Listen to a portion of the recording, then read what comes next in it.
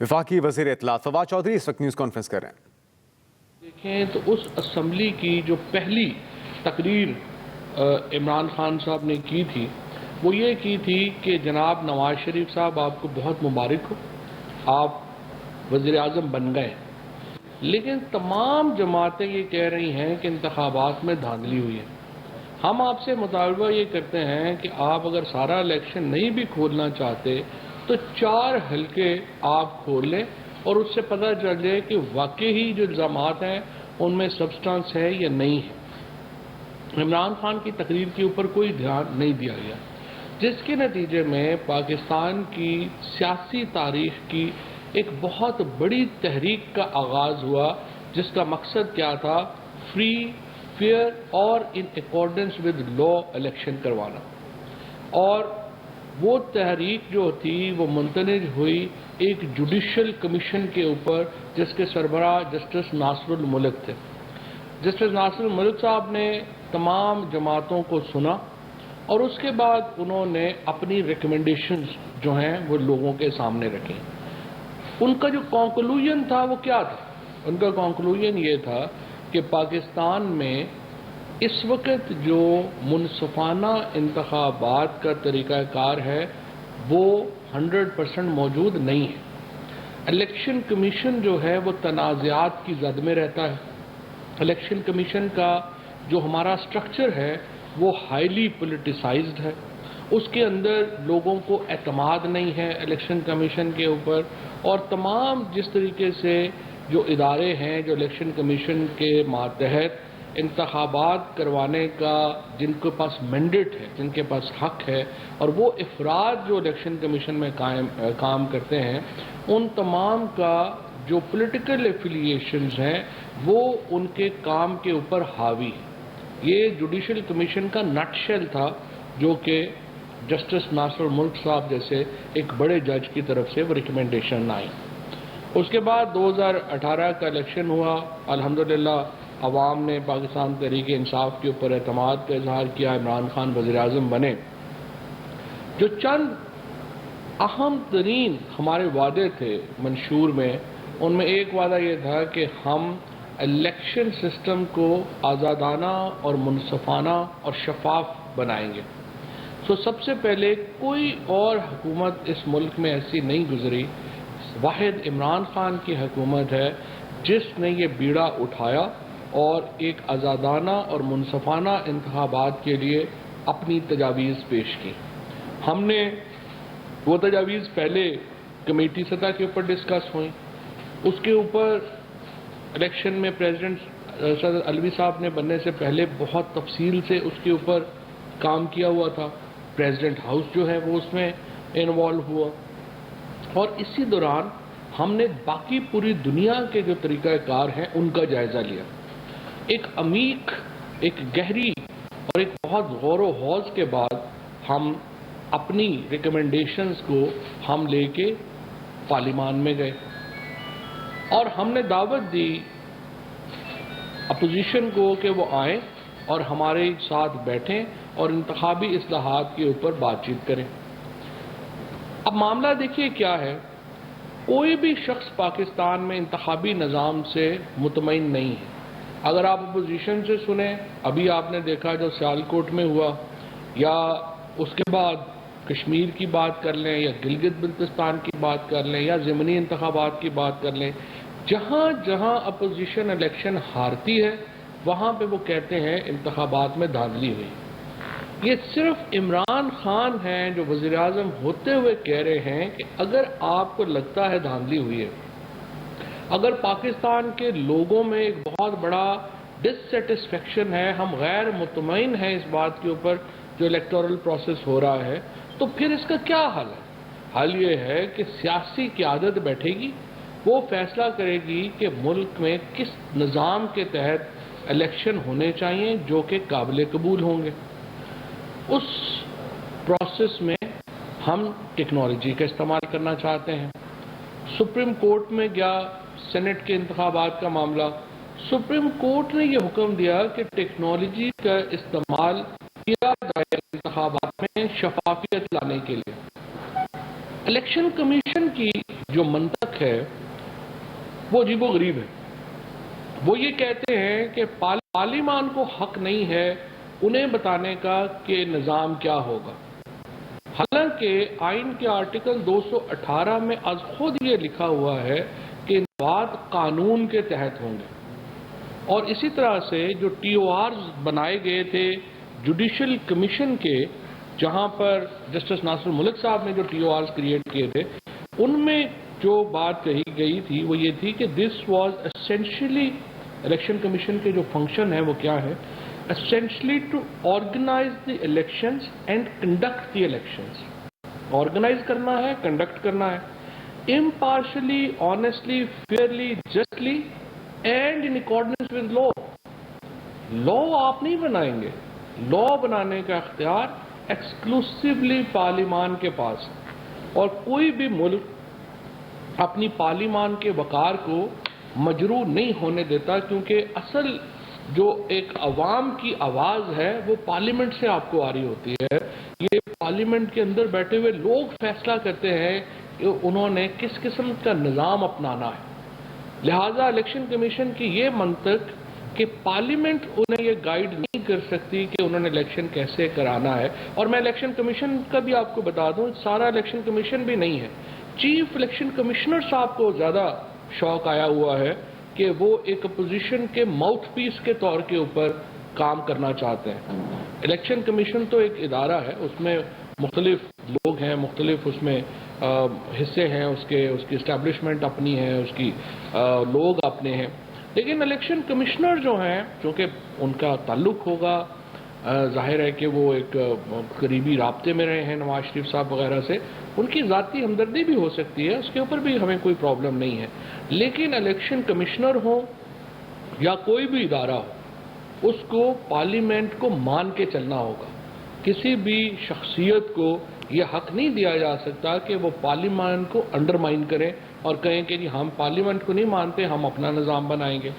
آج بھی جو ہوا سینٹ میں جو کارروائی ہوئی، اس میں میں سمجھتا ہوں کہ الیکشن کمیشن کا جو رویہ تھا وہ پارلیمنٹ کی جو پریویلیج ہے، پارلیمنٹ کا جو استحقاق ہے، اس کو ٹھکرانے کے مترادف تھا.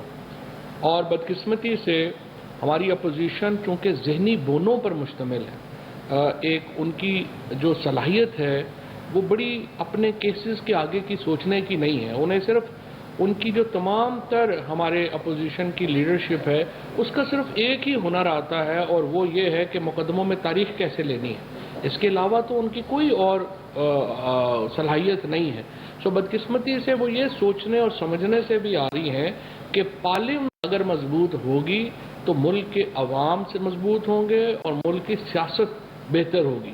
اور وہ یہ اختیارات جو ہیں، روز بات کرتے ہیں ووٹ کو عزت دو، لیکن جب بھی انہیں کوئی موقع ملتا ہے، جب ہم دیکھتے ہیں کہ وہ ڈیل کر سکیں تو وہ فوراً ڈیل کے اوپر آ جاتے ہیں. آپ دیکھیں کسی بھی جگہ کے اوپر ریفارم کی بات ہو، اصلاحات کی بات ہو، فوری طور کے اوپر اپوزیشن اس کو چھوڑ کے ڈیل کے پیچھے پڑ جاتی ہے. اور اب تو خیر مولانا فضل الرحمان صاحب نے ہی کچا چٹھا کھول دیا. ایک دوسرے کے جو کپڑے ہیں وہ چوک میں اتار رہے ہیں، ایک دوسرے کو خود ہی جو ہے وہ ننگا کر رہے ہیں. تو ہمیں اس کھیل میں پڑنے کی ضرورت نہیں ہے. ہم دیکھ رہے ہیں کہ جو فضل الرحمان بلاول صاحب کو کہہ رہے ہیں، بلاول صاحب ان کو کہہ رہے ہیں، اور دونوں مل کے نون لیگ کو کہہ رہے ہیں، اور پھر نون لیگ کے اندر جو لوگ ایک دوسرے کو کہہ رہے ہیں وہ اس کا موضوع آج نہیں ہے. لیکن میں آپ کو بتانا چاہتا ہوں کہ چھوٹے لوگ ہیں، چھوٹی سوچ ہے اور چھوٹے مقاصد ہیں، اس لیے ان لوگوں سے کوئی بھلائی کی توقع جو ہے وہ نہیں کی جا سکتی. میں یہ سمجھتا ہوں کہ اگر الیکشن کمیشن کو کسی ٹیکنالوجی کے اوپر اعتراض ہے یا کسی کے اوپر وہ سمجھتے ہیں کہ اس میں بہتری لائی جا سکتی ہے، تو وہ میڈیا کھیلنا بند کریں. اگر چیف الیکشن کمشنر صاحب نے اس طرح سے ایک سیاست کرنی ہے تو میں تو ان کو دعوت دوں گا کہ وہ الیکشن کمیشن کو چھوڑے اور خود الیکشن میں امیدوار آ جائیں اور دیکھیں، اپنی وقت آزمائیں کہ ان کا کون وہ وہاں پہ الیکشن کہاں سے لڑ سکتے ہیں، اور اس کے بعد پارلیمنٹ میں آ کے اپنا کردار ادا کریں. یہ ان کا ایک آئینی حق ہے. لیکن اس وقت جو یوں لگ رہا ہے کہ الیکشن کمشنر جو ہیں وہ ایک ماؤتھ پیس بن گئے ہیں اپوزیشن کا، جو ظاہر ہے کہ ملک کی سب سے بڑی جماعت ہونے کی حیثیت سے اس وقت پارلیمنٹ کے اندر سب سے بڑی عددی اکثریت رکھنے کے اعتبار سے، اور وزیر اعظم عمران خان اس ملک کے سب سے پاپولر لیڈر ہیں اور سب سے بڑا ہمارا ووٹ بینک ہے۔ اگر ہمیں چیف الیکشن کمشنر پہ اعتماد نہیں ہے تو مجھے بتائیں وہ الیکشن کیسے کرائیں گے؟ لہٰذا میری یہ ان سے گزارش ہے کہ اپنے رویے کے اوپر نظر ثانی کریں۔ آپ چھوٹی چھوٹی جماعتوں کے اعلیٰ کار نہ بنیں، آپ اپنے آپ کو ایک ادارے کے سربراہ کے طور کے اوپر آگے لے کے جائیں اور لوگوں کو ہدایات جاری نہ کریں کہ آئی ٹی ڈپارٹمنٹ جو ہے وہ یہ جو انہوں نے اعتراضات کیے، اب وہ کیا اعتراض تھے؟ اعتراض یہ ہے کہ دیکھیں مچھلی جو ہے وہ درخت پہ بھی تو چڑھ سکتی ہے نا کسی دن، تو وہ تو اس کی آپ نے دیکھا ہی نہیں ہے کہ اگر درخت پہ چڑھ گئی تو کیا ہوگا۔ تو اس طرح کے احمقانہ جو آبجیکشن جس طرح کہ انہوں نے ای وی ایم کے اوپر لگائے، اور پھر ایک سیاست کی آبجیکشنز تو اگر آپ لگاتے تو پریزیڈنٹ ہاؤس آ کے لگا دیتے۔ یہ ہمارے دونوں معزز منسٹر صاحبان جو ہیں یہ کمیٹی میں، آپ کمیٹی میں چلے جاتے وہاں پہ کرتے۔ آپ اوپن اس کو جو ہے وہ سیاست کے لیے اگر استعمال کریں گے تو پھر آگے سے رسپانس آئے گا، اور آج بھی اس کا جو ہے وہ رسپانس آیا۔ اب میں تھوڑا سا گزارش کروں گا ڈاکٹر بابر اعوان صاحب سے کہ جو ریفارمز ہم نے انٹروڈیوس کرائی ہیں ایک اس کا احاطہ کیجئے، اور پھر ہم جو آج جو کچھ ہوا اور آگے کیسے ہوگا وہ اعظم سواتی صاحب ایکسپلین کریں۔ Thank you. Bismillah ar-Rahman ar-Rahim.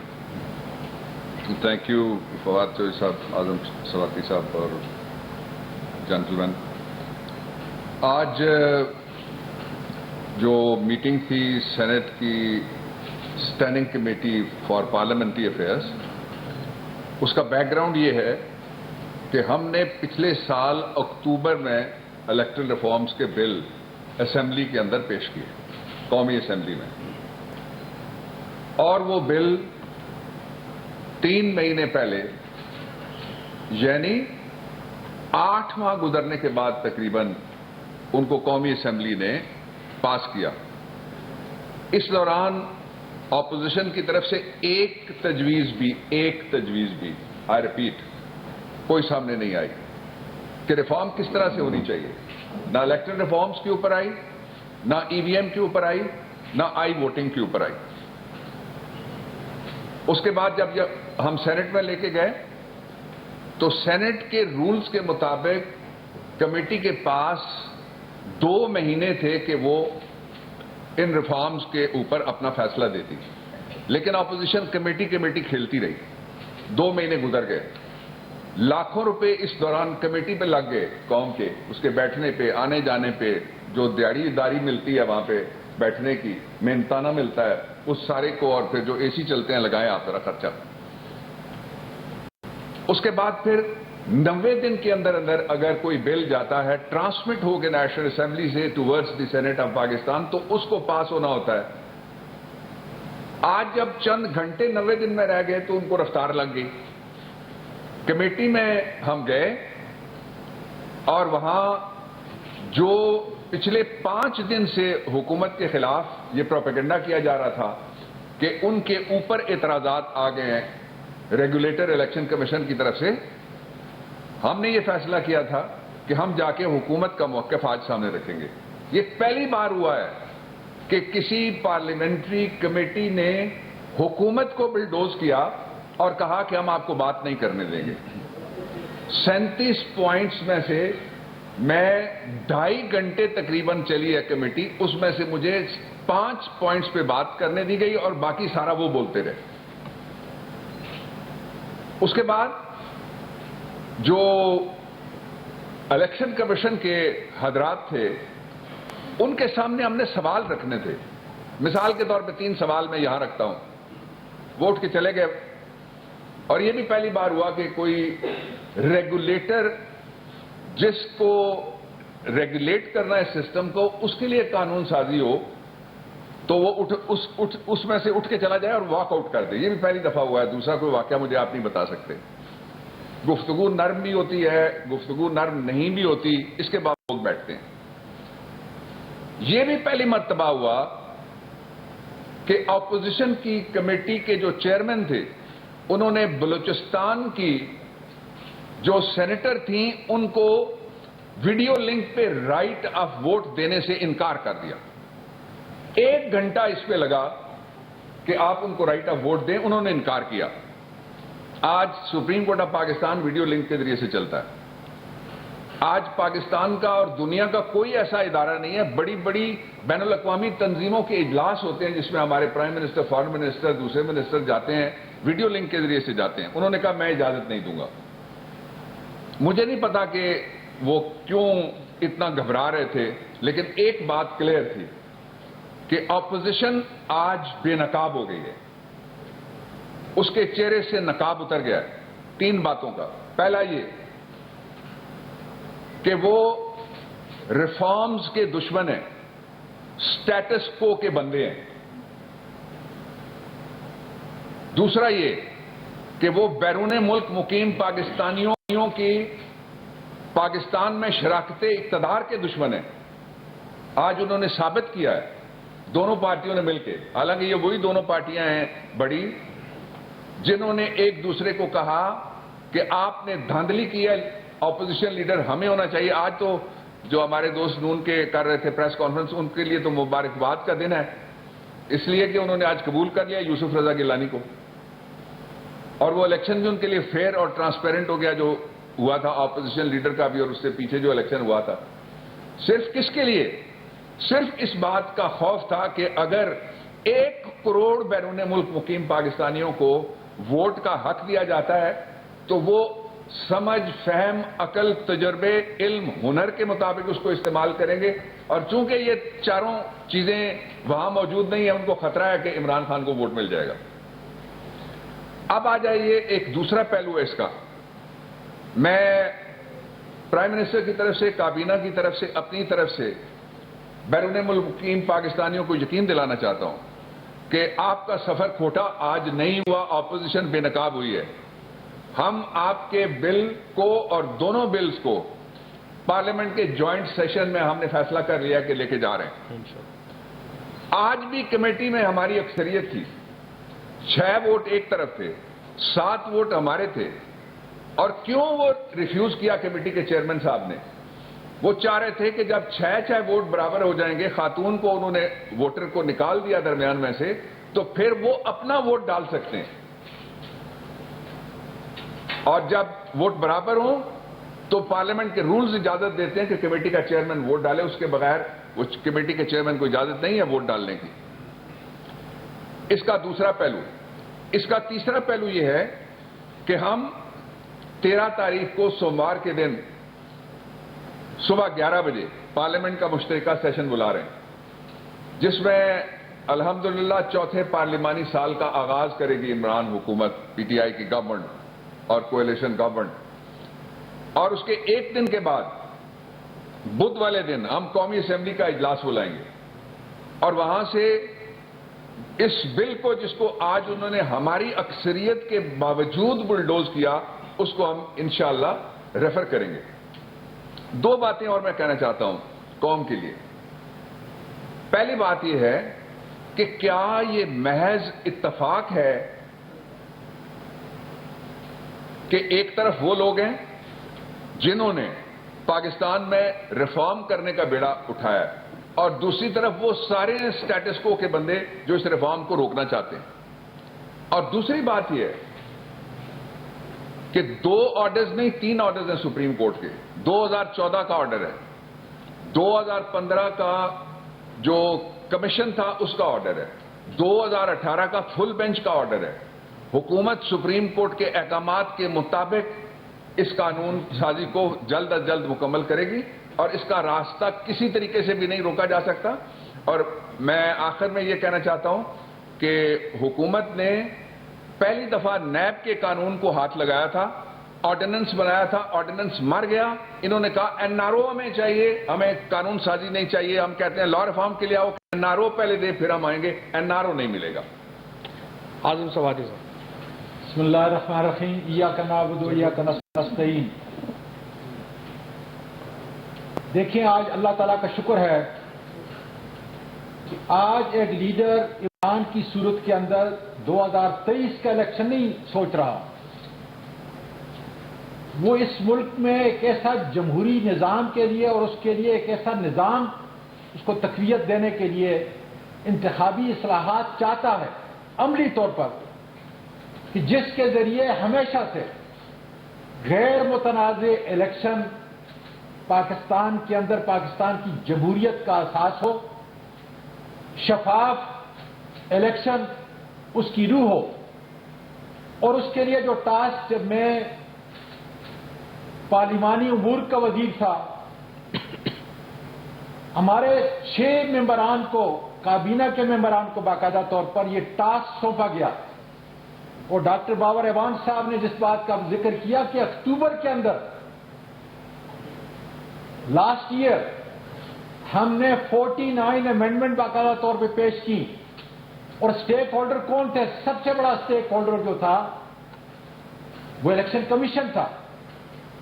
اس کی رضامندی کے مطابق ہم نے باقاعدہ طور پر پارلیمنٹ کے اندر وہ امینڈمنٹ ہم نے پیش کی. اور اس کے بعد میں داد دیتا ہوں پریزیڈنٹ آف پاکستان کو کہ پچھلے پونے 2 سال سے برابر ہر جمعرات کو یا ہر دوسری جمعرات کو ایوان صدر کے اندر میٹنگ کنڈکٹ کرتے ہیں، جس میں بیرون ملک کے ٹیکنالوجی کے ماہر، جس میں اس ملک کے ٹیکنالوجی کے ماہر اور باقاعدہ الیکشن کمیشن وہاں شامل ہوتا. جو پروٹوکول آپ کو ای وی ایم کی مشین سائنس اینڈ ٹیکنالوجی نے آپ کو بتائی، وہ ان کی اسپیسیفکیشن الیکشن کمیشن کی دی ہوئی اسپیسیفکیشن کے مطابق ہے، لیکن مشین وہ نہیں. مشین جو جس ٹیکنالوجی کو استعمال کرنا چاہتے ہیں، جس مشین کو استعمال کرنا چاہتے ہیں، جہاں سے بنانا چاہتے ہیں، یہ ثوابدید مکمل طور پر الیکشن کمیشن کا ہے، ہمارا نہیں، حکومت کا نہیں. لیکن 2014 کے اندر آپ کو ادارت عظمیٰ کہتی ہے کہ دیکھیں آپ کے الیکشن پہ لوگ انگلیاں اٹھا رہے ہیں. یہ رپورٹ جو ہے جس کا ذکر فواد چودھری صاحب نے بھی کیا اور ڈاکٹر صاحب نے بھی کیا، یہ وہ رپورٹ ہے جسٹس ناصر ملک نے جو کمیشن کے ہیڈ سے 2015 کے اندر، اس کی اگر تفصیل دیکھیں تو میں سمجھتا ہوں کہ اسی وقت الیکشن کمیشن کا منہ بند ہونا چاہیے. آج 6 سال گزر چکے ہیں، 6 سال اس کے بعد اب جس لیڈر نے یہ کوشش کر رہا ہے اپنی ٹیم کے ساتھ ایک منصفانہ اور شفاف الیکشن کی طرح ہمیں جانے کے لیے ٹیکنالوجی کی ضرورت ہے. تھوڑی دیر پہلے میں نے یہ کہا تھا کہ ریلوے میں کرپشن کو ختم کرنے کے لیے، ان ایفیشنسی کو ختم کرنے کے لیے، مس مینجمنٹ کو ختم کرنے کے لیے، اس کے ہر ٹیئر کے اوپر جو ہے میں ٹیکنالوجی جو ہے انشاءاللہ تعالی لے کے آ رہا ہوں. کافی کام ہو چکا ہے. اس لیے کہ یہ ساری چیزیں کبھی بھی نہیں ہوں گی اگر آپ ٹیکنالوجی کا استعمال جو ہے نہیں کریں گے. جہاں ٹیکنالوجی کے ماہر اسی اسٹینڈنگ